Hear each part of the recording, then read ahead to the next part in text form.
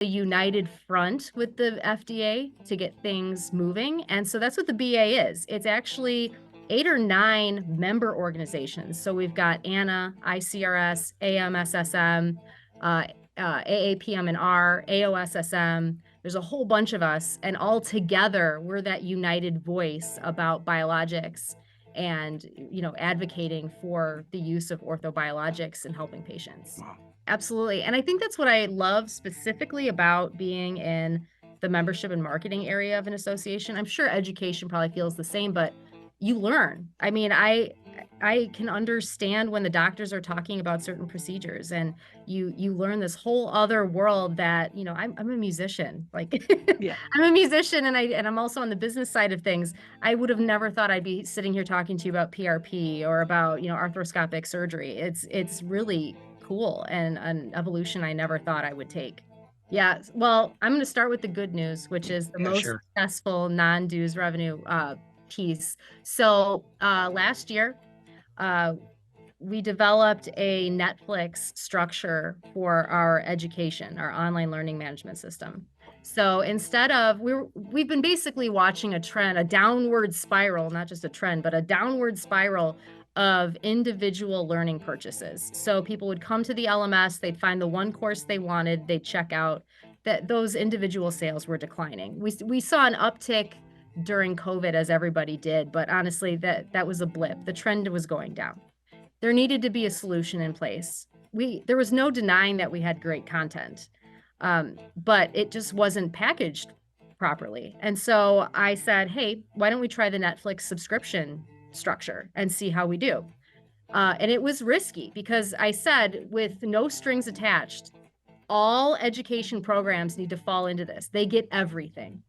But this one's worth $500 and this one has so many CME. It doesn't matter.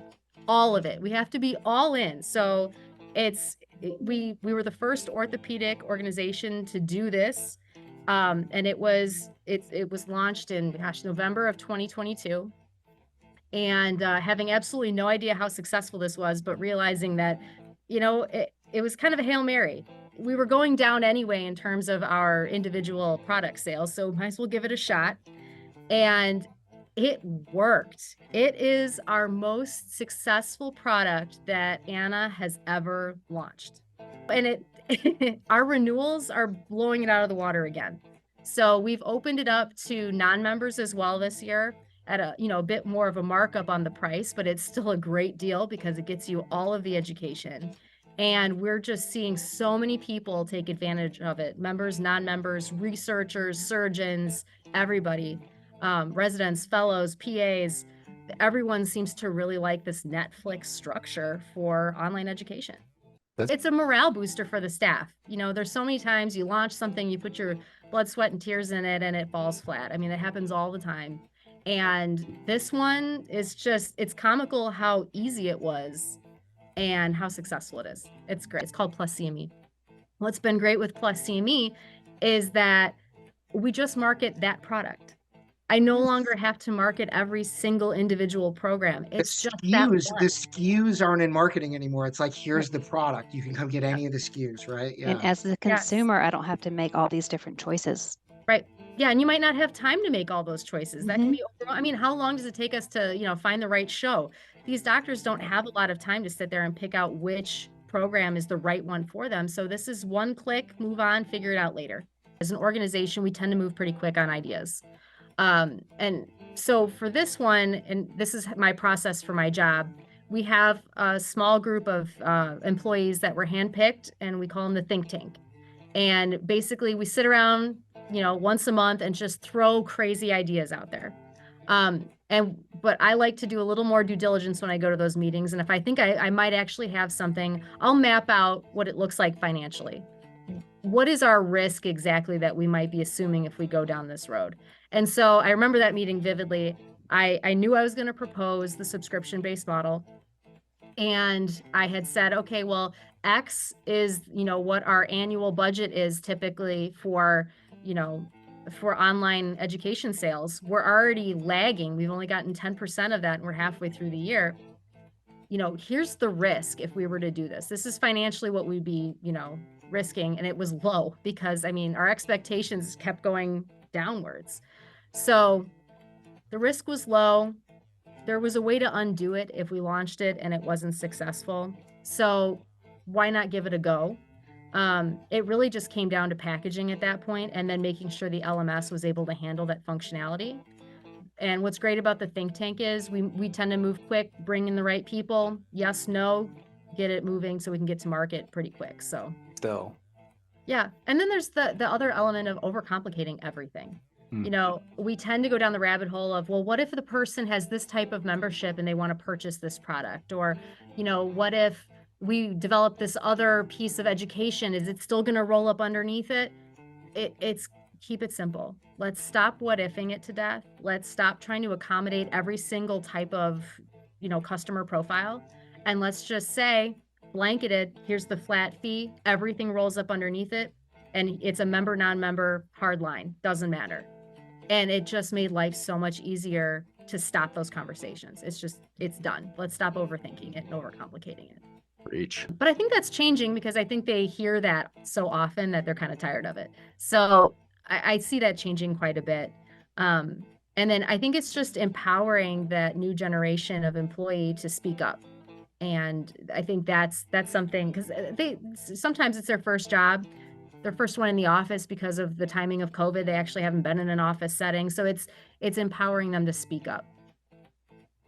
Isn't the value of the legacy mindset? We've talked about legacy mindset as like a bad thing in a lot of cases. Isn't the value of the legacy mindset and experience, though, to make sure they don't feel like they shouldn't speak up? Because what I want to know from people in the room that have always done it that way and have been doing it for 30 years, I want when people speak up with new ideas, I want them to very quickly speak up and say, I may not have an opinion on this, but let me tell you a story about what happened the last time I saw something like that, and maybe we can avoid this the next time, or here's a lesson learned or something. That's the value really of making sure that everyone's at the table together, that you can bring lessons learned together with innovative ideas and avoid speed bumps that people may not have avoided in the past, right?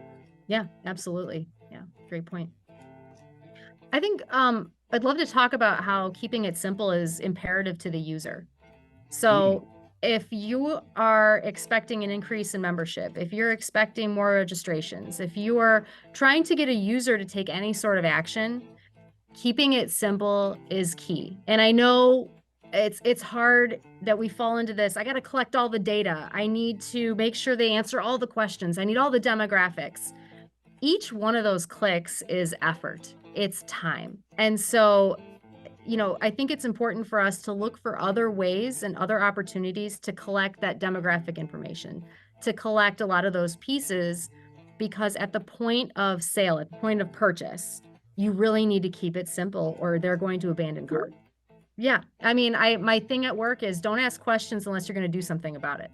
So don't ask the user questions that you don't intend on using that information for something, for doing something. So maybe we don't need it right now. And if we need it, we'll find another way to get it from them. So at that point, you got to make it simple. I actually had a question about the data that you're getting from the subscription model, and like what does that look like? Has that changed anything? Just because now you got a better idea of what people are interested in, what they're clicking, what they're watching.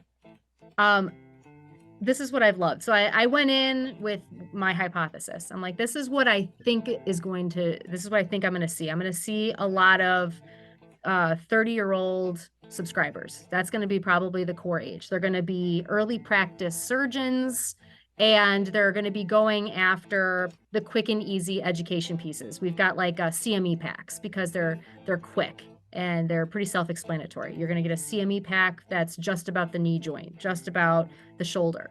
I was wrong. And I loved it. I got the raw data pulled out of the system and could not make heads or tails of it because there was no trend when it came to the purchaser. The ages were all over the place. Point of practice, all over the place. International, domestic, all over. It's literally everybody. I'm ready for it.